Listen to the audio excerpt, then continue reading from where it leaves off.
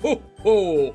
Happy holidays, one and all, and welcome back to Hazfans Unlimited.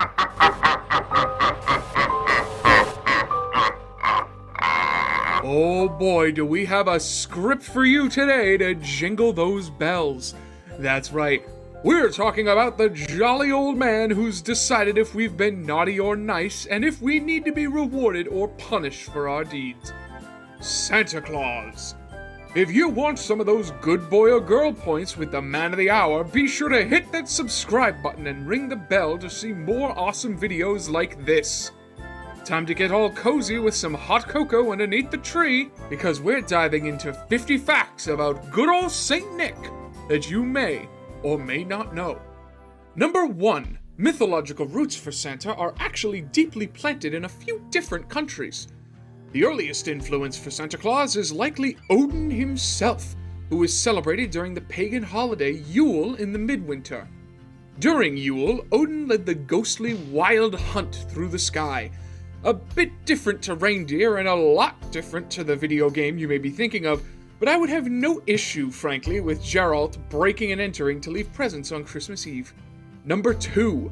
The Wild Hunt was actually a time of crossing the boundaries between the living and the dead, rather than one of turkey and having to spend time with that uncle you don't like. Warriors of Valhalla and even some of the living joining them in slumber took part in the Wild Hunt while led by Odin. This may seem very different to Christmas, but this was a very important part of Yule.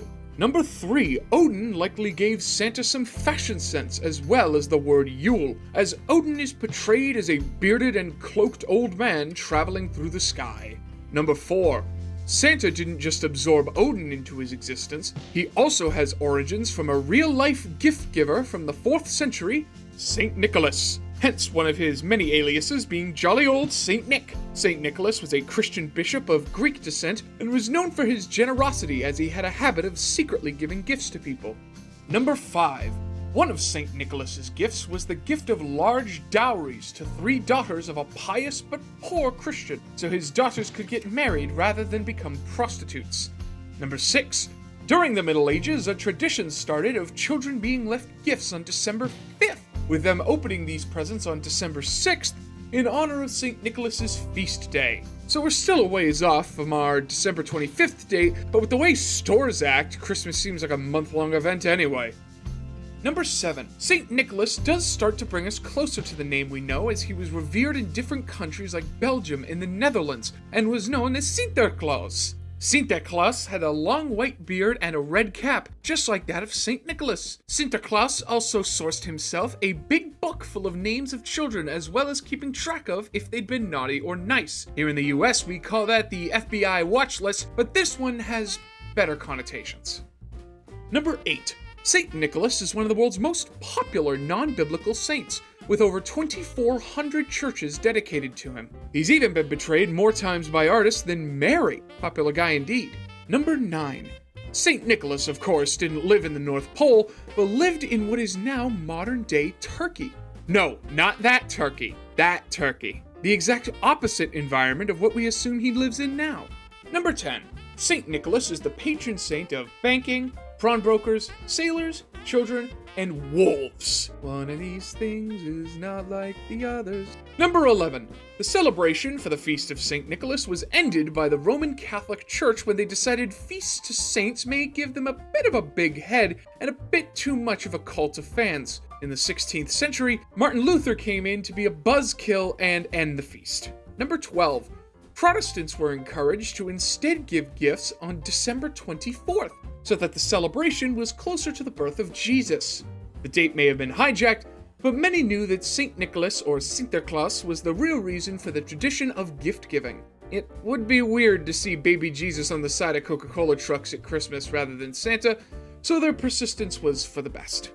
Number 13. Next to ditch the St. Nicholas bandwagon was England. In the 15th century, England decided to instead idolize a jolly gift-giving figure, but rebranded him as Father Christmas. History was pretty much developing its own mythos brand war. Number 14. European immigrants brought stories about St. Nicholas, Santa Claus, and Father Christmas to North American British colonies between the 17th to 18th centuries. From here, all these stories performed a fusion dance into an amalgamation of the same figure. Number 15. Finally, in 1773, we find the first instance of the name Santa Claus, an anglicized version of the Dutch word Sinterklaas, and thus, America brought a contender into the holly jolly ring of gift-giving old guys. Number 16. Ye olde references to Santa Claus can be found in the 1809 book History of New York by Washington Irving and the poem Old Santa Claus with Much Delight, published in 1821. Number 17. These Santa Claus entries were to be overshadowed by the true Chad of the holiday season that we all still know very well, the 1823 poem A Visit from St. Nicholas, better known as 'Twas the Night Before Christmas. Number 18. This poem finally brought some canon to the Santa Claus universe. We were introduced to a plump and jolly man wearing a red suit and driving a sled drawn by reindeer, hopping out to squeeze down chimneys and leave gifts in an act of reverse robbery, but definitely not reverse breaking and entering. Number 19. This version of Santa Claus became so popular that this story had arrived in England, Ireland, and Scotland by the 1850s and performed another fusion dance with Father Christmas. Number 20. According to Germanic mythology, St. Nicholas once had a cloth bag that he used to capture naughty children. Luckily, Santa Claus rules with bribery and not fear of abduction. Number 21. Santa Claus is the half-brother of Krampus, who is also known as the Shadow of St. Nick. Krampus is a horned humanoid creature that scares children who have been naughty and may even hit them with birch rods. Maybe nowadays Krampus just tells bad children that he's not mad, just disappointed, in order to keep up with the times. Number 22. Krampus actually has his own assigned day in Central European folklore. This day is called Krampusnacht and takes place on December 5th. Number 23. Santa and Krampus never actually interfere with each other's very different jobs, despite Krampus basically functioning like any stereotypical shadow of the self found in anime or a Kingdom Hearts game. It can only be assumed there's an ancient oath or law to not interfere with each other, despite the children beating and the kidnapping. Not looking so jolly with that one, Santa. Number 24. Going back to Norse myth once more, some people believe that Santa Claus is the son of Baldur and Hel, and Krampus is his twin brother. This origin of Santa Claus is definitely deserving of a prequel movie if you ask me. Number 25. Santa's naughty and nice list may also be Norse-inspired and meant to reflect the two ravens of Odin, Hugin and Munin, and represent memory and thought. They would venture out into the world and tell Odin about what was going on. Number 26. Before Santa Claus grew popular in Scandinavian countries, they believed in a magical Yule goat. This goat would walk around making sure that local families were preparing for Yule, demanding gifts from them as they went. Greedy Yule goat sounds kinda cool, to be honest. Number 27. Capitalism quickly got a hold of Christmas and started advertising specifically for Christmas shopping in 1820. You know, can't be having any of that festive cheer without handing over some of your money. Number 28. From the 1890s, the Salvation Army used the figure of Santa Claus to raise money, dressing up unemployed men in Santa costumes and sending them onto the streets to collect money. This continues to this day in America, with bell-ringing Santas asking for donations. Number 29. Despite his claim to fame as the most famous reindeer of all, Rudolph was actually born 100 years after his other fellow sleigh pullers. Must be really annoying to see some child with a shiny nose get famous for a job you've been in way longer. Number 30. Santa Claus going down chimneys was first more of a joke than canon. In Washington Irving's book A History of New York, published in 1809, he sent Santa down a chimney to get into people's homes to leave gifts. Jokes becoming real seems to be a real common theme of life. Number 31. The modern Santa was actually created by capitalism. Sorry, I meant to say Coca-Cola. Before they stuck their hand in the honey pot, Santa was usually dressed in green, purple, blue, or brown. Santa was given his well-known red outfit when he was drawn this way for a Coca-Cola ad campaign to mirror their brand. Number 32. Mall Santas have been thing for about 120 years now. The man to first come up with this stroke of madness was James Edgar, who dressed up as Santa for capitalism. Yes, Santa can't seem to get away from this scourge, seeing as mall Santas were made as a marketing tool. Number 33. Until the late 1800s, Santa was riding solo with no missus in tow. Santa only first got himself a Millie to his Moxie in an 1849 short story, A Christmas Legend, by James Rees. From here, Mrs. Claus really took off in other stories. Number 34. The tradition of sending Santa a letter actually took off because of a drawing from 1871. The picture showed Santa sitting at a desk and sorting through letters from the parents of nice and naughty children. Number 35. An address for these letters followed in another illustration from 1886, Santa Clausville, NP, which gave parents the address of the North Pole for their letters snitching on their kids. Number 36. Before children sent their letters to Santa, the most popular form of delivery was burning the letter so that the ashes could reach him. Interesting that they think he could read ashes, but just doesn't have the power to just know what you want.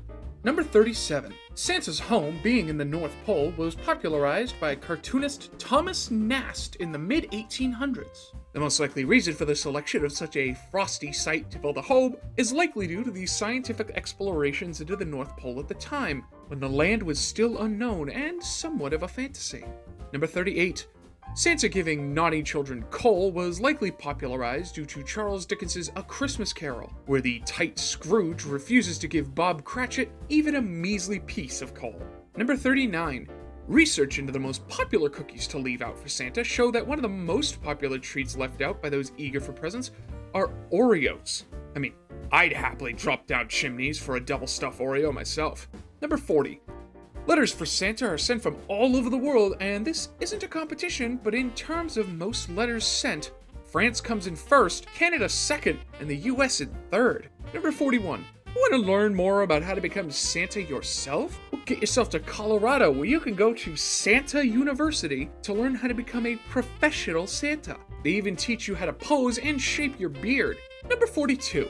Father Christmas made an appearance on stage in a 1616 masque performed at the English Royal Court and written by Ben Jonson. In this play, Father Christmas was joined by 10 children who were named rather festively. One poor child was even named Minced Pie. Number 43. Rather ironically, the highest grossing Christmas film of all time doesn't even focus on the man of the hour, with The Grinch making number 1 with over $500 million. Next two highest grossing films are Home Alone 1 and 2. The unholy Home Alones that follow don't make the list, so we can all sleep easy. Number 44. Catalonia has some interesting Christmas traditions to add to the holiday around the jolly gift giver. The first is including a pooping figure of a peasant into nativity scenes with Mary, Joseph, and little Jesus. Number 45. Catalonia also has a tradition of cagatillo, or a pooping log. This is a small log with a face drawn on it and is fed each day with nuts and sweets and kept under a blanket. On Christmas Eve, the log is beaten with sticks to poop out presents. I'm glad this isn't the way we get presents from Santa. Number 46. The tradition of leaving milk and cookies out for Santa actually started during the Great Depression during the 1930s. In an effort to teach children to be thankful and show gratitude, parents got their children to leave out milk and cookies for Santa and a carrot for the reindeer. Number 47. Did you know Santa is one of the most powerful superheroes ever? In Marvel's 1991 holiday special, the X-Men meet a mutant called Kris Kringle who can turn people into toys. And in the DC comics, it is canonical that Santa breaks through Apocalypse's defenses every Christmas just to hand the god of destruction, Darkseid, a piece of coal. Truly nobody is safe from the list. Number 48. According to Cerebro, Professor X's fancy mutant finding hat, Santa was also declared the most powerful mutant ever, and has abilities that include immortality, telepathy, teleportation, and weather manipulation. We better keep appeasing Santa with milk and cookies to avoid creating the greatest villain known to man. Number 49. Gift giving actually has both Christian and pagan origins. For Christmas, it's a way of paying tribute to the gifts of the 3 wise men, while for pagans, it's a bit more general as it has origins from giving offerings to gods. Number 50. Santa actually has his own postal code in Canada. Get ready for this. It's HOHOHO. And that's it. 50 facts about history and traditions surrounding the most important man in the world because he gives us presents. If you learn anything new, if you have any facts we missed, leave them in the comments down below. If you think we deserve to be on the nice list, leave a like. And if you think we've been naughty, leave a comment calling us very naughty indeed. While you're down there, don't forget to subscribe and ring that bell and scream Merry Christmas! Why not? It's fun. Parents will thank you. But until next time, we're the Hazfans here at Hazfans Unlimited. Have a Merry Christmas and a fantabulous New Year, and we'll see all of you next time. A big and merry thanks to the following awesome patrons and YouTube members of ours on screen now, and as always, an extra special thanks to our highest tier supporters, CLAUS Van Eck and Just Chris. You're all on the nice list this year. We couldn't have done it without each and every one of you. Mwah, mwah.